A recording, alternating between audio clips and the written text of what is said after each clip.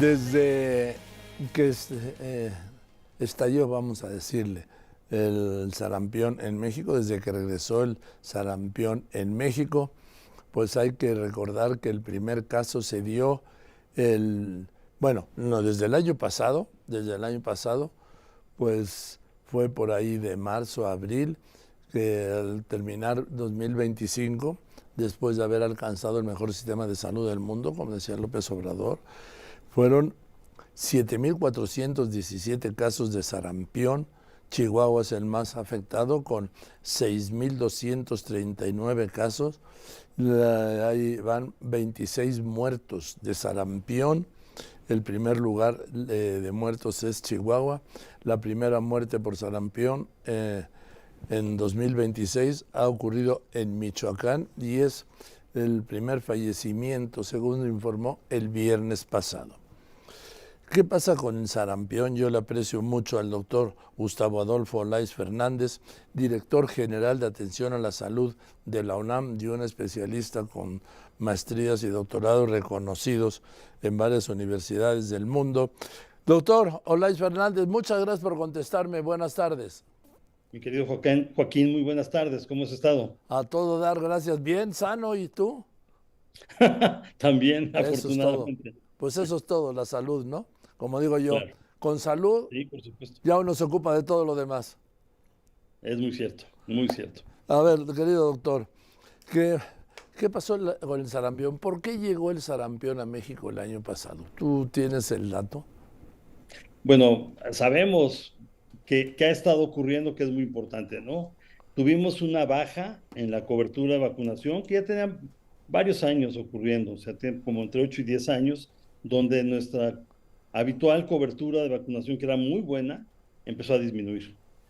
Después, porque ha habido algunos grupos, pero creo que eso no es importante para México. Y yo creo que lo que nos dio la puntilla fue la pandemia, porque durante la pandemia se vacunó muchísimo menos que en otras ocasiones. Entonces, eso abrió la posibilidad en la población de que tuviéramos una pues, muy importante cantidad de susceptibles. Y eso es lo que estamos viendo ahora con el brote, ¿no? Llega el primero, que es un brote importado, y de ahí, bueno, ahí vamos.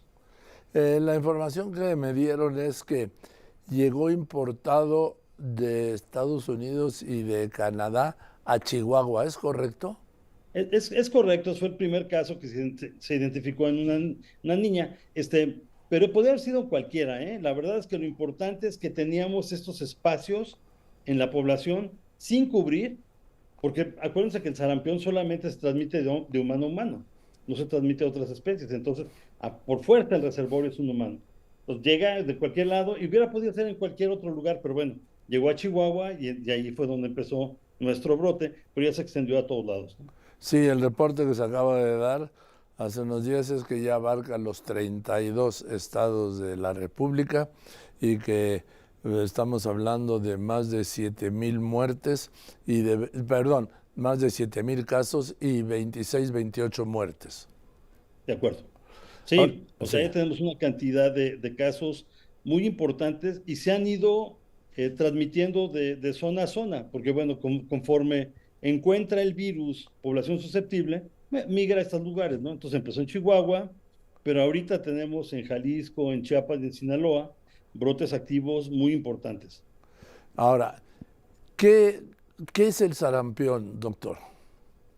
El sarampión es una enfermedad viral muy transmisible, la más transmisible que conocemos, que pasa de persona en persona y en general ocurre como un problema exantemático relativamente benigno en la mayor parte de los casos, pero hay muchos también que ocurre que se agravan con notable facilidad, neumonías y muerte. Entonces, hay que tener mucho cuidado porque aunque parecía, siempre lo habíamos manejado así como que es una enfermedad menor, no es cierto. Es una enfermedad que puede matar y que mata. Sí, porque parecería una enfermedad del siglo pasado, ¿no? Así es, así es. Y así la habíamos tratado, ¿no? Antes hasta se llevaban los niños para que se infectaran y toda la cosa. No, no, sabemos que no es venial el asunto, ¿no? Las últimas dos defunciones que ha tenido México fue en Jalisco una niña de 2 meses de edad. Y en Michoacán un hombre de 64. O sea, Ese es el rango que dan la mortalidad en sarampión cuando no se trata adecuadamente. Dime una cosa, ¿cuáles son los síntomas, doctor? El más importante, por supuesto, o sea, porque empieza como una gripa, ¿no? Empieza rinorrea y empieza malestar general, etcétera. Pero lo más importante es cuando empieza el exantema. El exantema nos dice que ese caso es probablemente sarampión. ¿Qué es Eso es el, lo que perdón, sigue a doctor, Secretaría de Salud. qué es el exantema? Cuando salen las ronchitas, Ah, cuando empiezan a salirnos por todo el cuerpo, sobre todo dentro de la boca, etcétera. O sea, esa es la parte más importante. En ese momento tenemos que sospechar sarampión. En ese momento le corresponde a las autoridades sanitarias, y estoy hablando de todas, ¿eh? Porque a veces parece que no nos hablamos de la Secretaría de Salud, de todas, participar y bloquear esos casos y bloquear la zona donde viven, porque como sabemos, se transmite muy fácilmente. Entonces, ya que empieza con exantema, ya está transmitiendo. ahora, los síntomas, una vez que tienen los síntomas, ¿qué hace uno? Porque ya la vacuna ya no hace nada, ya contagiado, ¿no? No, ya no. Lo que tenemos que asegurar es que esa persona esté en buenas condiciones. O sea, hay que mantenerlo en buen estado, hay que evitar que se infecte, hay que evitar que la fiebre suba muchísimo. Entonces hay que darle tratamiento general, como nos pasa en muchas de las enfermedades infecciosas respiratorias. Ese sería el mejor tratamiento, es decir, mantenerlo en cama, mantenerlo en buenas condiciones, bien hidratado y evitar que se infecte. Entonces, si se infecta, pues necesita antibióticos, etcétera. O sea, otra serie de cosas, pero no necesariamente se relacionan con el sarampión. El problema del sarampión es que se distribuye por todo nuestro cuerpo, entonces ahí es donde podemos tener problemas. Y tenerlo quizá también aislado en casa. De hecho, es absolutamente necesario.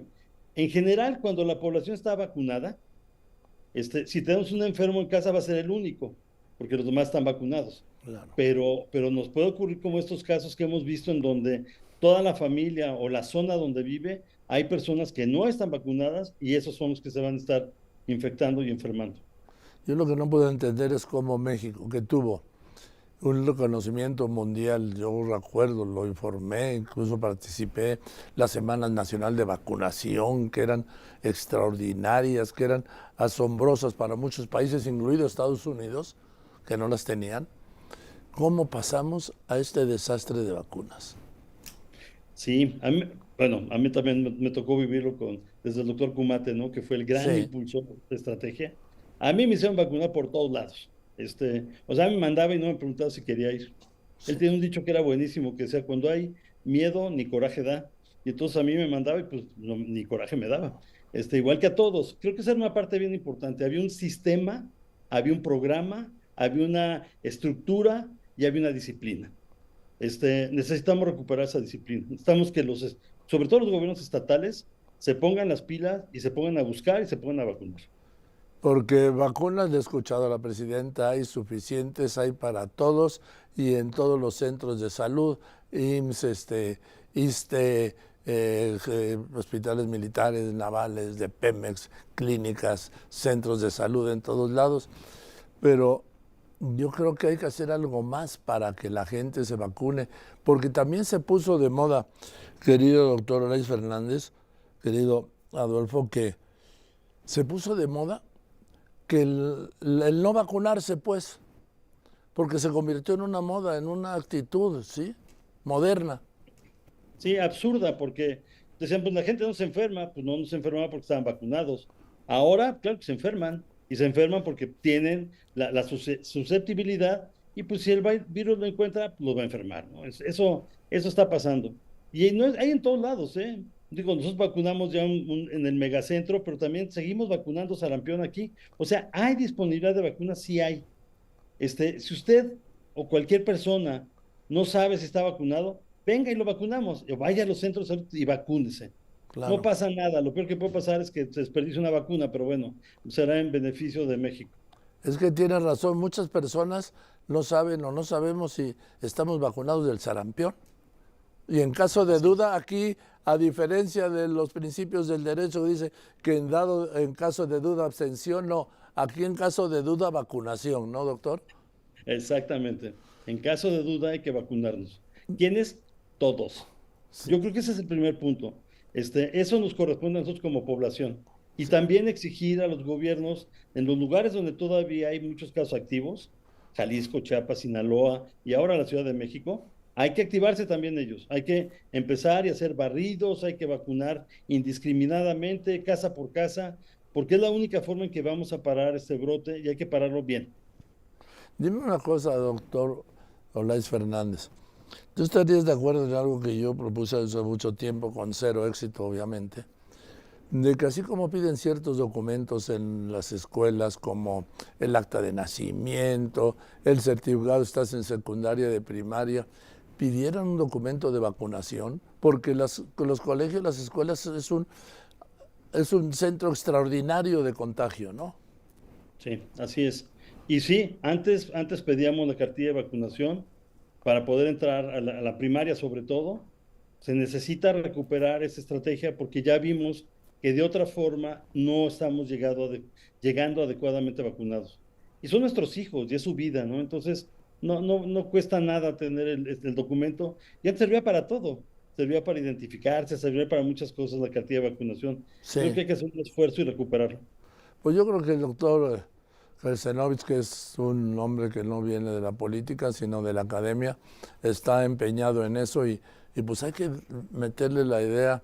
A ver, digo, también hay que contar con Mario Delgado, que ya sabemos cómo está limitado ahí en educación pública, para el tema de que pues que pidan la vacuna, este certificado de vacunación para los niños. ¿Para qué? Para proteger a los demás niños. Claro. O sea, sería buenísimo tener y recuperar el esquema de vacunación. Ahora tenemos cartilla de vacunación para todos los grupos de edad, Sí, pero no deja de ser más importante el de los niños. claro.